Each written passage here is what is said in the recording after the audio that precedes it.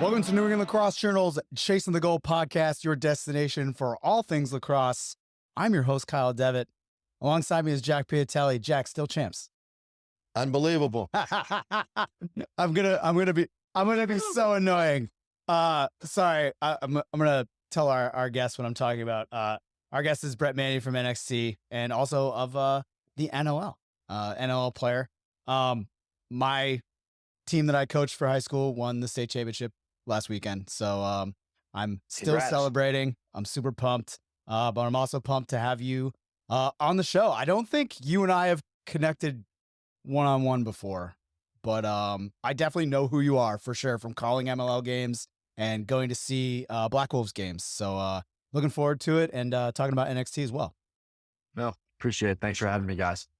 And your official title is you're the VP of Event Sales and Recruiting for Correct. NXT? Yeah. Yep. So I oversee all of our boys events and showcases. So we have 44, which we run throughout the country.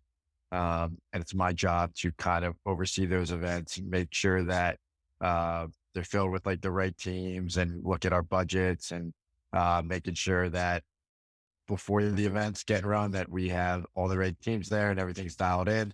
And then once the events are going on, it's event management, and making sure that when I'm on site, that the events run smooth.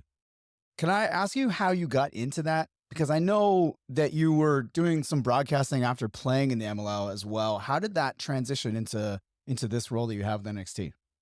Yeah, so I got to go all the way back. I went to the University of Delaware. I played there. One of my best friends who I met at the University of Delaware was a year older than me, who's also a Philadelphia guy, Marty Couprion.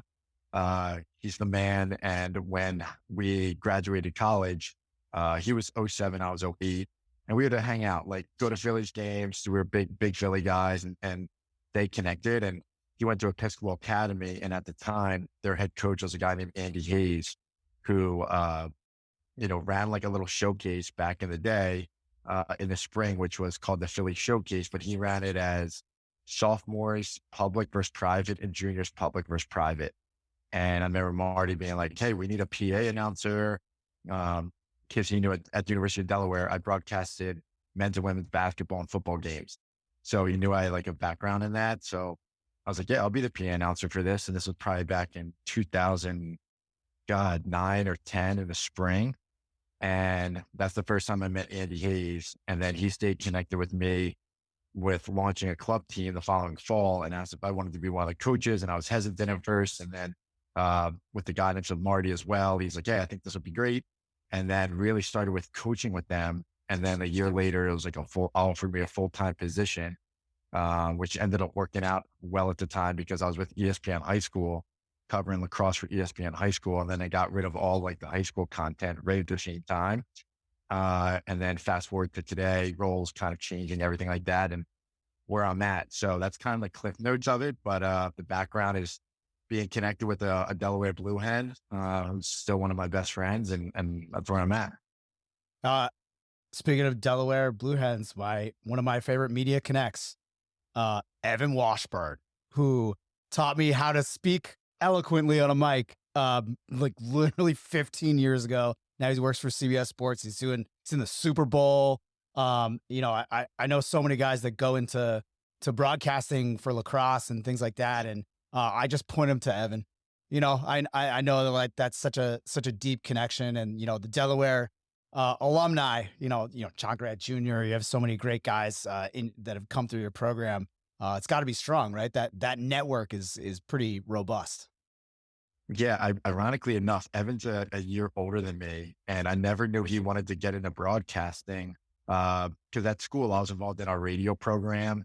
And there was a television aspect of Delaware, but I couldn't get it within my schedule with our practices. And I remember one time, I think it was my junior year, he was in we were in the same broadcast journalism class. And I'm like, "Hey, what are you doing here, man?" Because at the time I was already broadcasting games for the university. And he's like, "Oh, this is what I want to do." And I was like, "Oh, for 2.5 years, I never knew that that's what he was aspiring to be." And then, kind of one thing led to another with him. His actual real name is Evan Crowther Washburn. And then once he got into more intermediate, he had to drop the Crowther. It's probably too many syllables. And now he's Evan Washburn. But yeah, it's great to see like all the success he's having, and Super Bowl sideline and everything like that has kind of transitioned out of lacrosse. But yeah, it's so great for the sport. You run some great events. We have been going to the NXT Philly Showcase for a number of years, and now you just took over the Yale event. Um, One of the things I love about your event is you do a great job matching up the teams in terms of competition. The teams always are able to play in a pool where they're able to compete at a very high level. Your events are well attended. College coaches from all different levels, Division One, two, and three, and that's why we continue to support your tournaments in Connecticut now and in Philly. What's the key to your success over the years and maintaining, the competition at the level it's at, and you know continue to have the coaches coming every year, because it's not an easy thing to do, to have that consistency over and over again. But I will say, and I'm not just saying this because you're on the podcast, but NXT does it as well, if not better than everybody out there. No, I appreciate Jack for the kind words and the support. This answer for me is kind of twofold.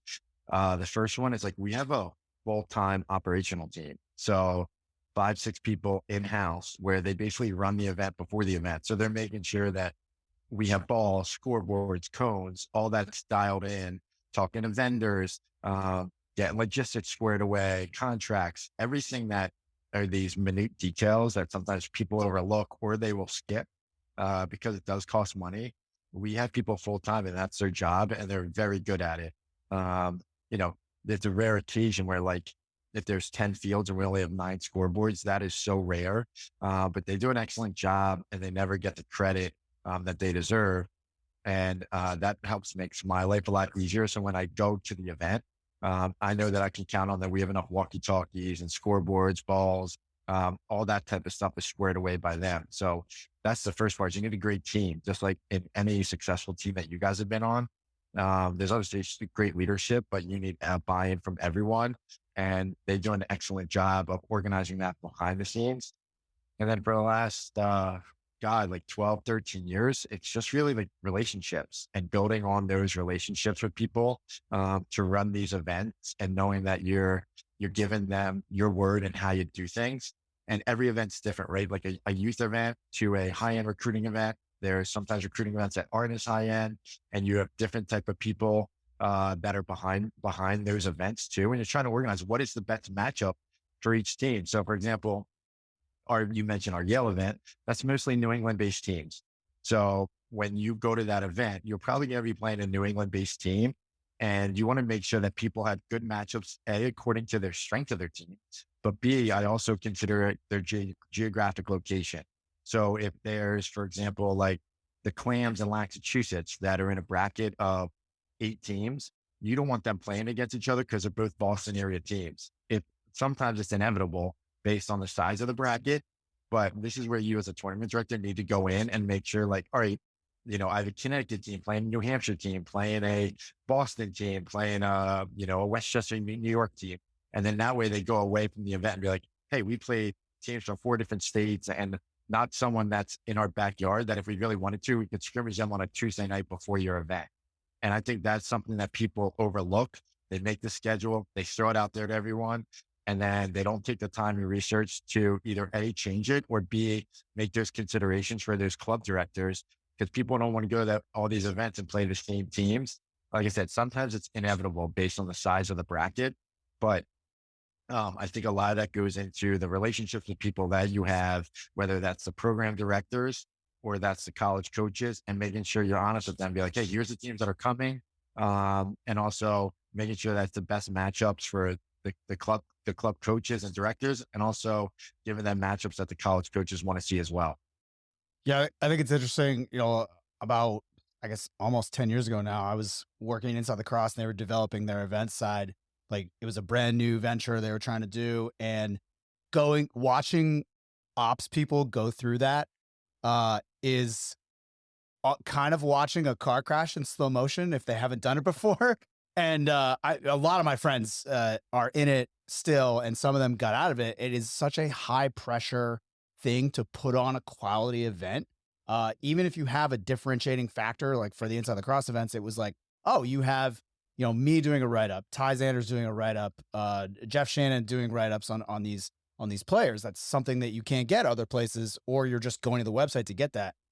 But the rest of it, I remember sitting there in the tent wearing this like bright orange shirt that said I work for Inside Lacrosse on the front. And I'm like, I am exhausted. How were you guys here at 6 a.m. setting this up? Like I'm just like, you're drained.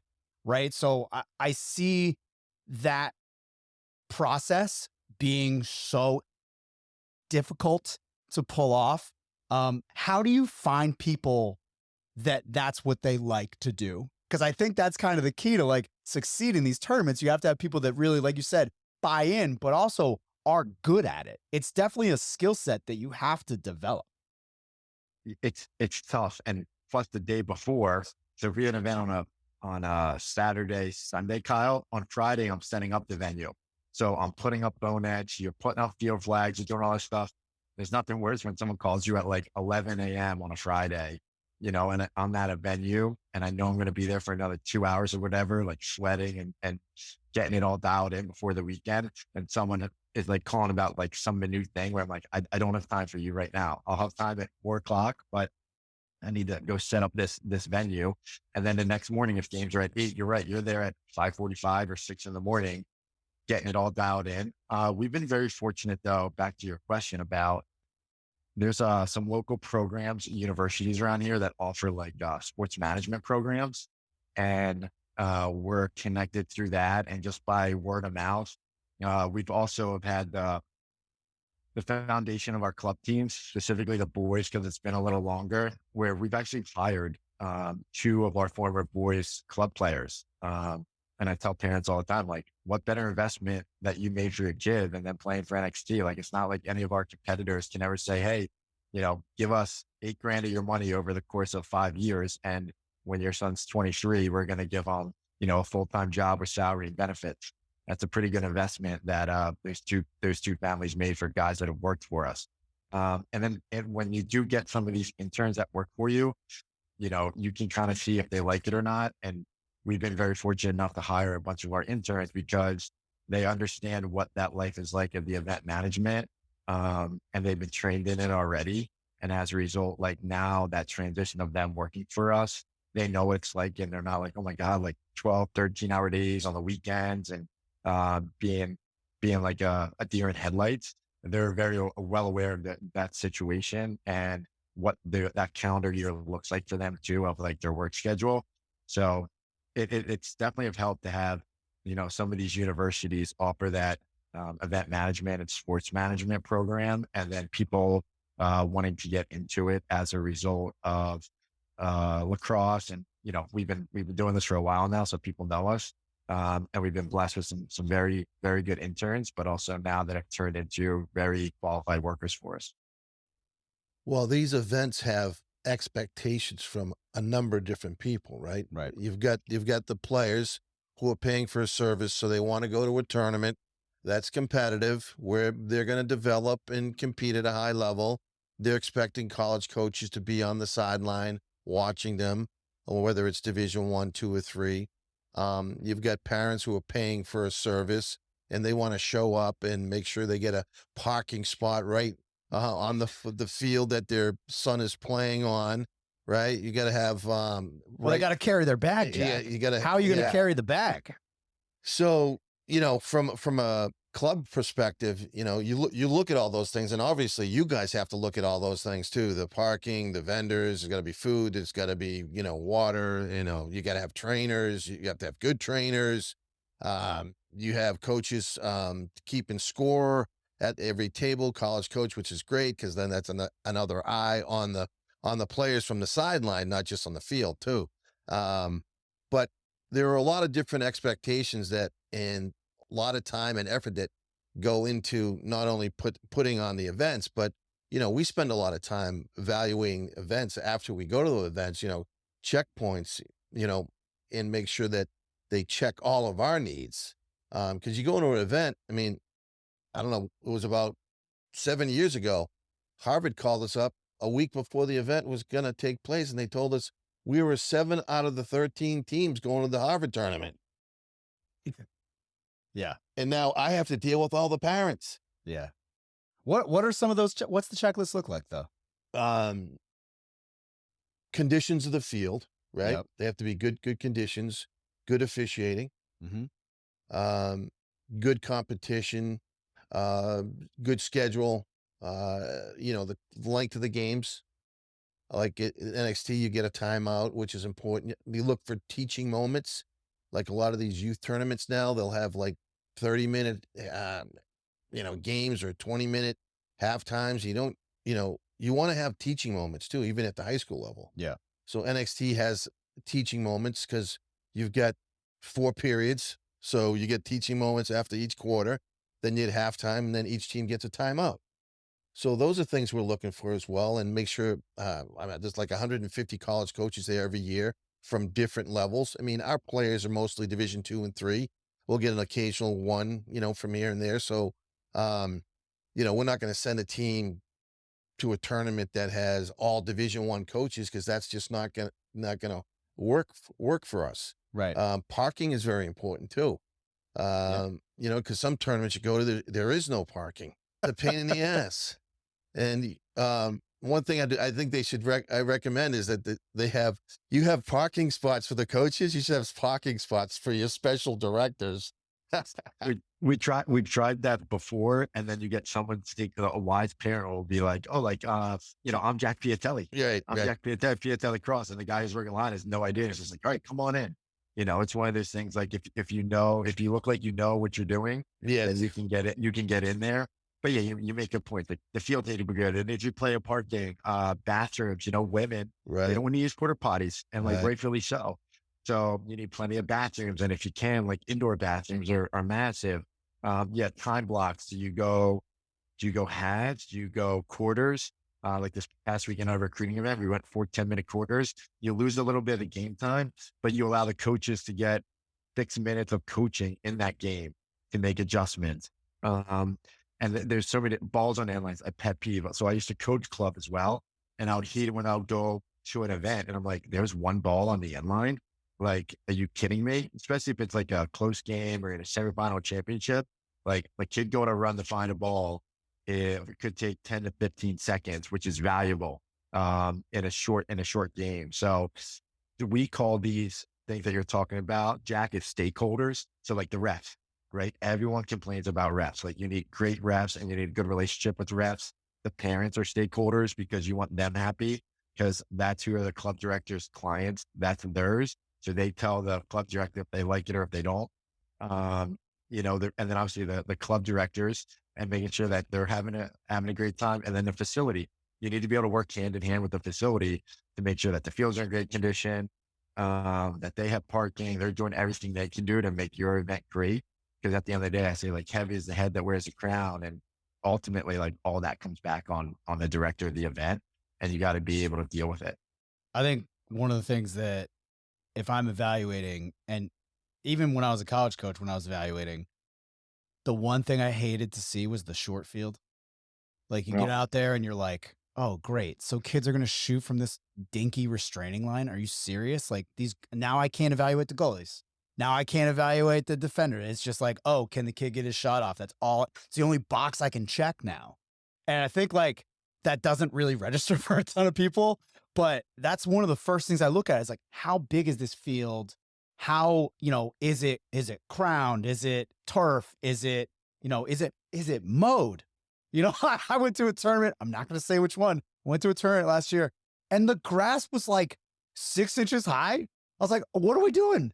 Are we hunting rabbits? Like, what is this? It's out of control. Kids coming out ticks. Kids have ticks on their calves. Oh, 100%. I'm walking in there. I'm just like, no. All right. Guess I'm putting the long socks on for this. Like it was wild. And I think like the quality control is the thing that is starting to separate a lot of these top tournaments from mid-tier tournaments from tournaments that won't be around next year. And, Jack and I have talked about this. We did a whole podcast like previewing what we look for in summer tournaments and why we choose the places we go to.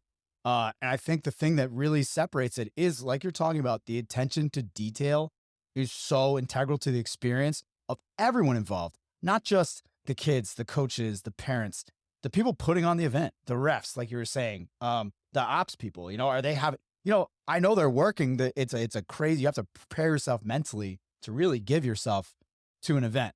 Like you really do. If you're not fully invested in like, I'm going to do everything I can to make sure this goes well, it's not going to go well. It's like Murphy's Law. What can go wrong will go wrong, especially at an event. So the fact that, Jack speaks so highly of your event, and I've heard of it before. I know people that have worked in NXT as well.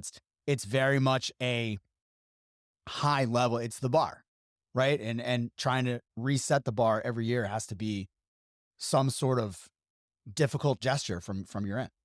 What I will say is like the dirty little secret of youth sports is like it's business. Like everyone is now running a business where they're going to make money off of an event or a club team, whatever it is. People are doing it now. And like at the end of the day, like to make money, but for them to be able to make money, you got to spend money. So we will spend money on college coaches. We spend money on nicer facilities, the end line netting. There's people that run tournaments and don't put a single net behind fields. And like, I was at an event last weekend ran an event in Georgia. The week before, someone didn't put up end line netting at the one facility we were at, and a guy got severely injured his eye with a shot. And that is just out of people not spending the money and laziness of like setting up a venue and doing that and taking safety into as a cautionary measure. And as a result, like someone gets hurt, but people have skated by those things for years and will still do it and cut corners after events. And for us, it's like, it does take effort on a Friday to put all the exponents up there, pain in the ass or snow fencing. Like that's the last thing you want to be doing. But at the end result, like that's what people are accustomed to when they come to our events, and we have to give them a good product because they're spending their good money, and we want to make sure that they're getting the most out of it. And we're putting a lot of hard work into it, not just behind the scenes in the office, but we're manual labor as well. And I think that makes a difference. Yeah, I think the thing we look at is the value. We spend X amount of dollars, we get in the value we expect back for all those reasons, the bathrooms, the fields, and the competition, and it's an investment for us. But I think when you get greedy in this business, that's when things start to fall apart. You have to spend money in order to be successful. And some of these tournament directors want to not put up the nets or shortcut a few things, and they end up not being in business very long. Yeah. I think, again, my experience is more limited than yours or Brett's. Just in the past couple summers, it's interesting who will do things for you when I'm like, hey, I'm coming to your tournament. Can you just make sure I have a book? I don't ask for anything else. And then I get there and they're like, oh my God, you're here. And I'm like, I told you I was coming. Like, it's fine. I don't need a lunch. I don't need a cart. I don't need, I don't need anything. I'm just here to like do my job. Well, like I'm very low maintenance. And that side of it is very much the promotional side of these events is really like what has changed in the last 5 years for me, just from beginning back, like I said, back about 8-10 years ago when I was doing it as part of an event. I never thought of it that way, but I guess I was part of the event. And now being an outsider going to different events, you can just see so many different things like, and I've railed against this every single time. I'm going to do it again. I'm going to repeat it for anyone listening. If your book is wrong, my write-up will be wrong. If you give me a book with bad stuff, how would I know? Like I had a parent complain that I didn't know what helmet the kid was wearing. I'm like, I'm going off the book, lady. Why are you in my face? Like I'm just trying to promote what this is. If the jersey number's wrong, like I'm sorry, but I can see the jersey number. I'm here.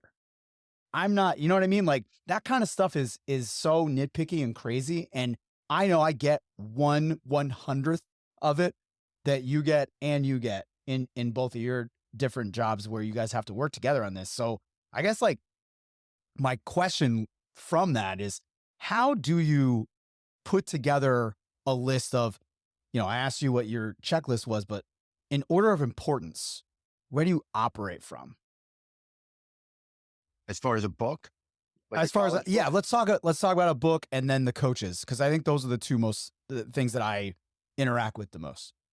as far as a book, like we try to, I think like the most imperative thing for a college coach is the note column. So they can take out as many notes as possible. We try to give like the most space for that, but it's like, all right, is the kid's first and last name in there? Yes. What is his grad year? What is his number? So number first, his first, last name, grad year, position, and then boom, like that's the most important stuff with the notes. And then they can write on it. Um, for our team events, we don't provide like the electronic copies just because there's so many teams and they have their emails. And there's this whole thing about privacy sharing of emails and everything like Right. that of college coaches who might be connected to a club program. And we'll just take that and give it to a club director. Like that's whole another rabbit hole we can go down another time about contact information and data and how protective you need to be, but also like how anal some coaches are. Like there's nothing worse when I ask for a coach's roster book and it would be Jay Piatelli at piatellilacrosse.com. I'm like, you are the laziest coach there ever is, that you're just copying and pasting emails in there that's your own because you're either worried about someone taking your kid or you're just being lazy. Which one is it? Like you're not helping the kid out if you're trying to control the whole recruiting process. Um, and I think that of just the basic information is very important because obviously if the coach likes a kid, he knows who the club director is, can reach out to them or the coach that's listed on their book, and then can get more information on that kid. So for us, it's kind of like the basic information that you need, but we want to kind of make the note column as big as we can so they can take as many notes there's nothing worse than, you can only rate like 2 words about a kid. If it's like RR, great shot on the acronyms ST, shot on the run, high level, the more you can kind of put in there, we feel like is better when you're making a book for the kids. And we've done a good job. Peter Lawrence, who's one of the original founders of the company, um, she's been very beneficial in making books based on what he wanted to see as a college coach. And he's been very creative and on the forefront of what college coaches look for in talking to other guys. So we've been blessed having like his expertise and experience as well in making those college books. Yeah, there's nothing worse than name, GPA, no number, no email. I'm like, okay, I guess I'm not watching your team. I mean, if I'm a college coach, I'm gonna go, okay, I'm not watching this team. Like it's the same process. Like we're all there to kind of get the same thing. Their job is a little more intensive than mine is. Obviously, I just want to write up kids that play well, but seeing that is just, it's such a faux pas. It's such a, and you're right. It is lazy club directors those are the culprits, like I don't want my kids poached. It's like, you don't have enough faith in your program to keep your kid. Yep. Like Kids getting poached left and right. Like the kid's going to leave your program, you get another kid join your program from somewhere else. Like it's just a cycle that continues to go. But the worst part is some of these parents are shaded by these college coaches' books. They have no idea what's in them. So imagine going to an event and, you play for, I'm just going to make up a handlebar LC, and your coach doesn't submit the roster on time, then they don't show up in the book because we always consistently tell people your rosters are due by X or X date. And then I will follow up like, hey, if your roster's not in by Wednesday at 12 o'clock, they're not making the book. They will not make the book. I'm telling you that right now. And there's so many times when people go to like we go to an event and a college coach might be like, hey, where's handlebar LC's 24s? I was like, coach didn't submit the roster on time. And it's like, what a bad look. But the thing is, the parents don't know that. Only the college coach will know that because we have a job to do too. Like my colleagues, you are putting together and printing out these books. Like we're not going to do it on Thursday or Friday. We've given you plenty of opportunities to do it as a club director. That's your job. So we can do our job, and I think unfortunately, a lot of these guys are not organized and do it on time. And then some parents don't even realize that like their team may never make the book or their information's inaccurate. And that's not on us. That's like what we get from the directors. Yeah, you asked for rosters a couple of months in advance, and we have the rosters. I mean, for 6 or 8 months. I mean, they might change a little bit from when we have tryouts in early fall until the following Sunday, but we've got basically the full roster for the entire year. So there's no excuses for the club directors not to have the right information to pass along when it's requested. Right. USA Lacrosse announced that they're going to try and do, or they're heading an effort to do birth year as the new kind of standard for they're going to start it with youth, and then allegedly the plan is to roll it out to older ages and club teams. What's your take on that? How do you think that's going to work out? I feel at the high school level, it'll still be grad year because that's where college coaches will recruit from. So, for example, like right now, it's 24s, 25s, 26s. They're only really recruiting 24s, and they're looking at the top 25s. That's all that matters to the college coaches. I feel like at the youth levels, it is what's needed and it is necessary, because one of the problems in our sport is parents taking advantage of having their kid be a year older. And I have seen it worked out. Like, I coach at the Haverford School in Pennsylvania, and we have some very good kids like that are at our school.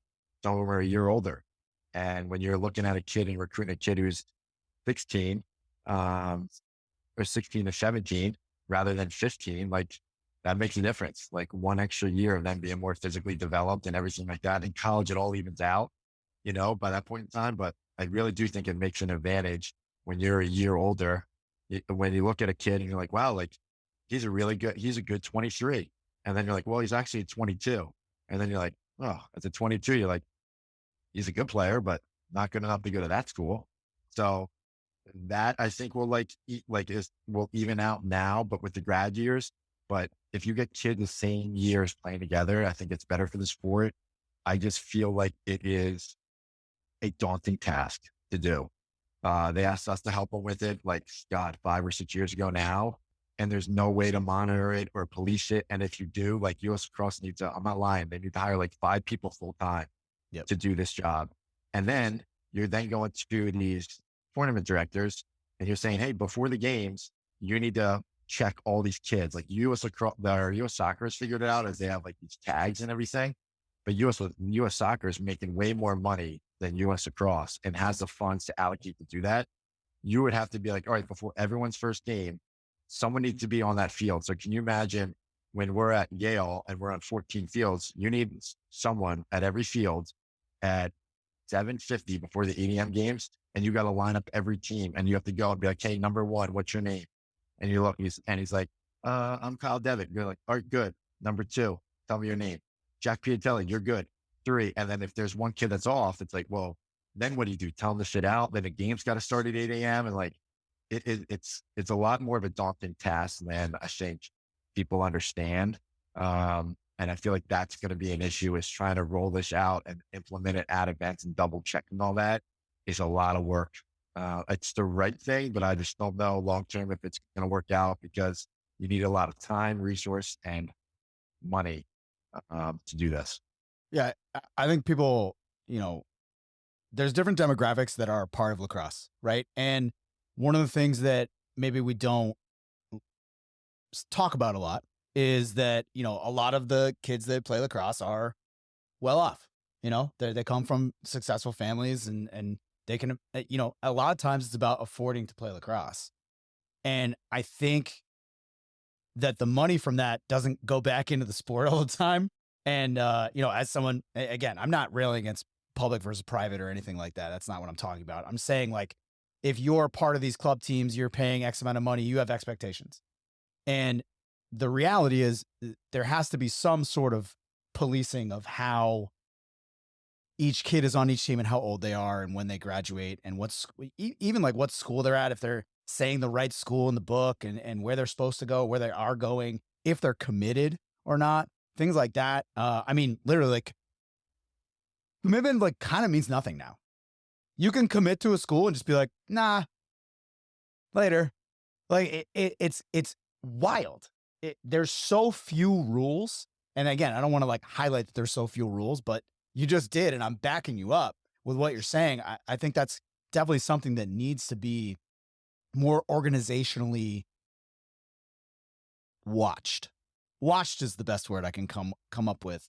And I'm not the person with a solution for that, but I think that at least there are inroads being made. I think, the consolidation of the recruiting with IMLCA, that has helped, I think, a little bit. It definitely helps my job with profiles and whatnot, because I can put in, all I have to do really is put in a kid's name into Google and type lacrosse next to it.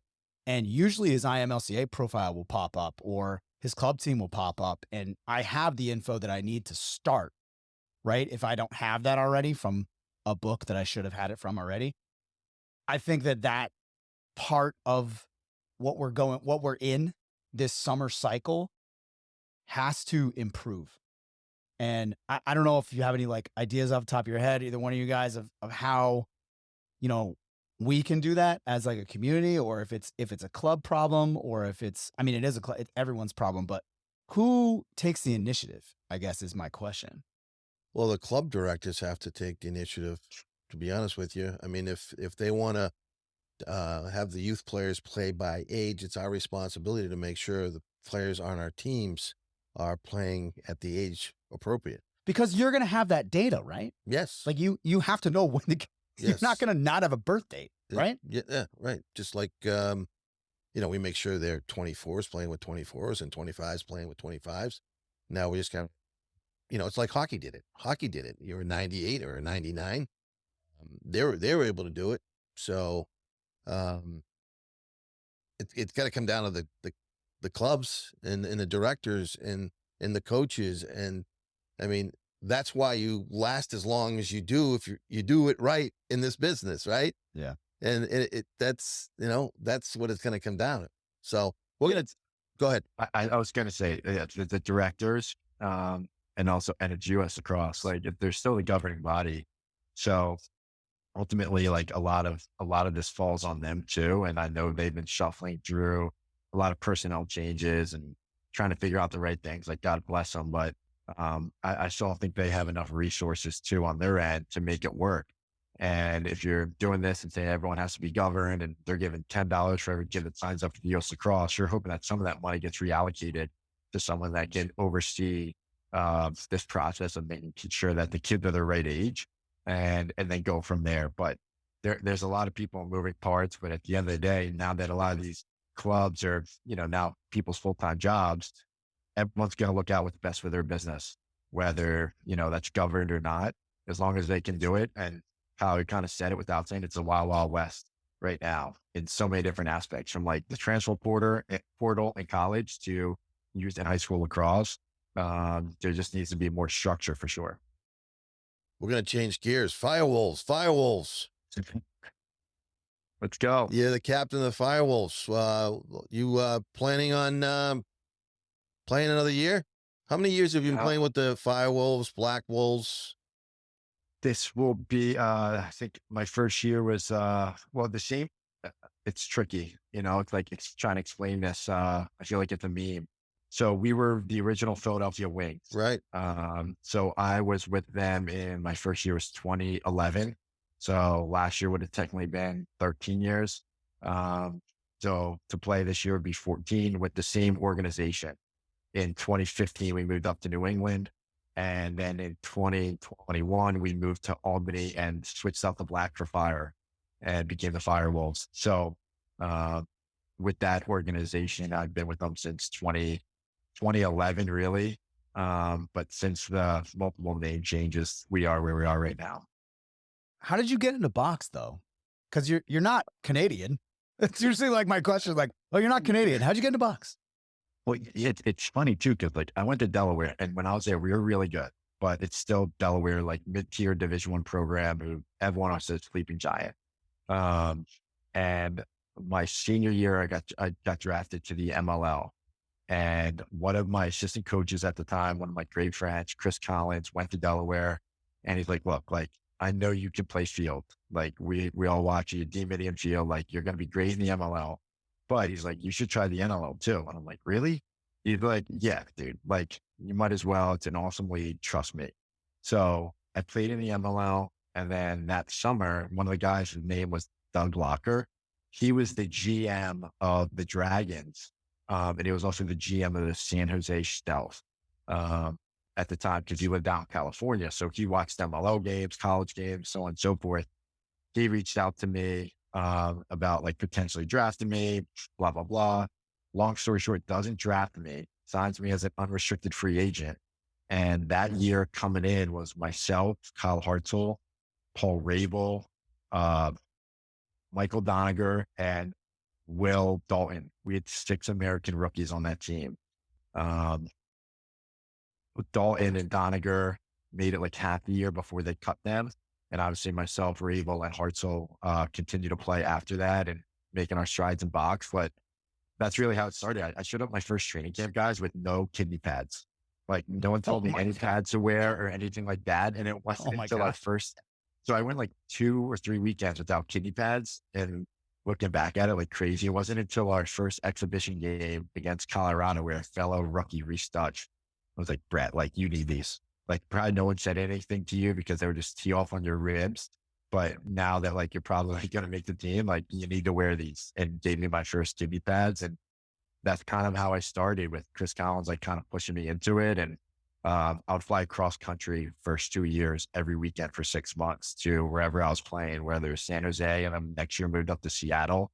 So the one benefit is that like I racked up a ton of miles flying. I'm almost just on American. I think at 980,000, almost at the 1,000,000-mile marker on American Airways. So I've flown a lot in my last 15 years playing professional lacrosse, and kind of how I got into boxing. I love it. You know, I wish I played when I was younger because it would have made me a much better offensive player and understanding some of the things to bring to the field game.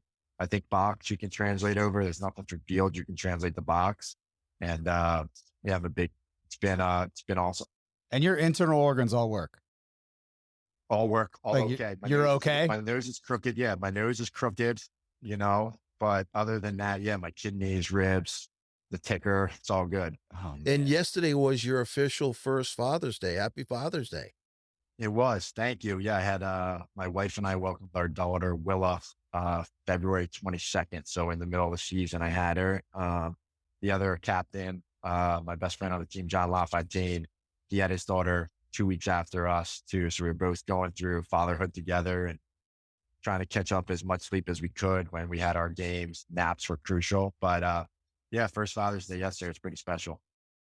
So are you retiring? You know, it is no, just come out and ask. It is a question and a family decision that my wife and I have had discussions like, I don't know, probably for the last 3 years. And I don't even think about it, to be honest, until the summer lacrosse season's done, the tournaments. Right. And my coaches are great and respected, because they know when my season ends, like basically every weekend up until the middle of July, like I'm focused on lacrosse and doing events and stuff like that. I don't have really time to think about it. And they just basically say, hey, before August 1st, because that's when like free agency starts, just give us a decision and let us know. Because like we want you back, or if you don't want to come back here, like we can kind of plan accordingly. So they've been great of handling my situation with work. And to be honest, like I don't really think about it just because I have so much on my plate right now. Yeah, good for you. And I know the team was very young this year. Joe Nardella going down didn't help, but you've got a pretty good young nucleus and veterans like yourself, where next year, obviously you've got one of the best goaltenders in the league. So, you know, a lot could change for the team next year. Yeah, extremely young. Obviously, I'm the oldest guy on the team, but we have Clyde Kurtz in Delaware coming in. He was up there in like points per game this year, Canadian. Alex Seamans, we drafted like 4th or 5th overall last year. He comes in after doing like his COVID year at Syracuse. And then we have the number 1 pick who, you know, everyone's saying is going to be Dyson Williams. And whether he's made a decision to go back to Duke or not, you know, we could use him. And basically his box game, people have kind of told me that it's like Mark Matthews and Jeff Teague at a kid. So I'm like, you can't pass up on that. And that would certainly help. So yeah, it's just, it's a learning process, where we had a great locker room and guys that, despite our record, like everyone came in every week trying to win. And that's all you can ask for at that level.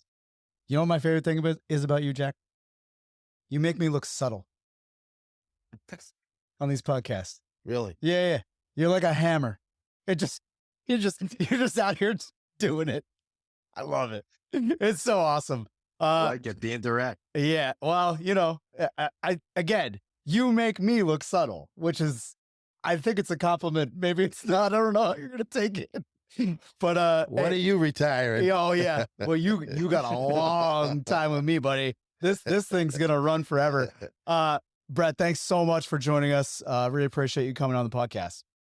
No, I appreciate it, guys. Thanks for having me and letting me talk a little bit about kind of what I do off the field, but on the field at the same point in time. Appreciate all you guys are doing for, especially up there in that New England area for lacrosse and growing the game. And when we were up in Connecticut, I love that area, being a Philly guy. Not so much. Boston has broken my heart so many times, but the fans were always like passionate about the game of lacrosse. And thank you guys for help spreading it and put the word out there for it. Appreciate it. I'll see you in a couple of weeks. All right. Appreciate it, guys. Thanks so much. Thanks you again. Just so the audience knows, we're going to take a little break for the next 2 weeks to recharge, get through the summer, but we'll be back mid-July with new episodes of Chasing the Goal. And we want to thank you again for listening to New England Lacrosse Journal's Chasing the Goal podcast. For Jack Piatelli, I'm Kyle Devitt. See you next time.